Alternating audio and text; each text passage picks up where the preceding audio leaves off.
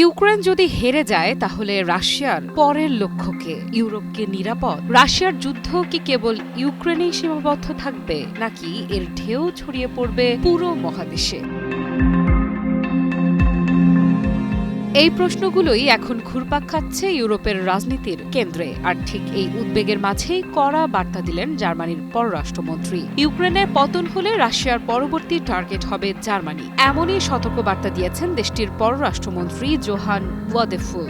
সম্প্রতি জার্মানির public broadcaster Deutsche land ফ্রাঙ্ককে দেয়া এক সাক্ষাৎকারে তিনি স্পষ্ট ভাষায় বলেন, ইউক্রেনের পাশে দাঁড়ানো শুধু নৈতিক দায়িত্ব নয়, এটি জার্মানির নিজের নিরাপত্তার প্রশ্ন।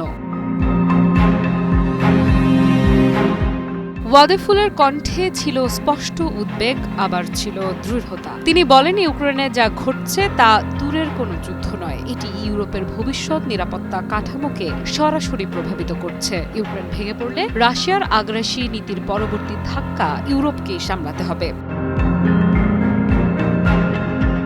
যুক্তরাষ্ট্রের সঙ্গে পশ্চিমা কিছু সরকারের অবস্থানগত পার্থক্য থাকলেও ন্যাটোর প্রতি জার্মানির আস্থা অটুট, এ কথা আবারও জোর দিয়ে বলেন ওয়াদেফুল। তার মতে ওয়াশিংটন ন্যাটো এবং ইউরোপীয় মিত্রদের সঙ্গে পারস্পরিক প্রতিরক্ষা চুক্তির দায়বদ্ধতা থেকে সরে যাবে না। তবে তিনি পরিষ্কার করে দেন, ইউক্রেনকে সমর্থন করার প্রশ্নে জার্মানি কারও ওপর নির্ভরশীল নয়, এটি তাদের নিজস্ব রাজনৈতিক ও নিরাপত্তাগত সিদ্ধান্ত। তার ভাষায়, আমাদের দৃঢ়তা এবং ইউক্রেনের পাশে থাকার সংকল্প একটি স্বাধীন বিষয়। যদি আমরা এখানে ভুল করি, যদি ইউক্রেনে ব্যর্থ হই, তাহলে পরবর্তী টার্গেট হব আমরা। এই মন্তব্যে স্পষ্ট হয়ে ওঠে জার্মানির নতুন কৌশলগত অবস্থান। ইউক্রেনের যুদ্ধকে আর কেবল পূর্ব ইউরোপের সংকট হিসেবে দেখছে না বার্লিন, বরং এটিকে দেখা হচ্ছে ইউরোপ বনাম আগ্রাসনের একটি নির্ণায়ক লড়াই হিসেবে।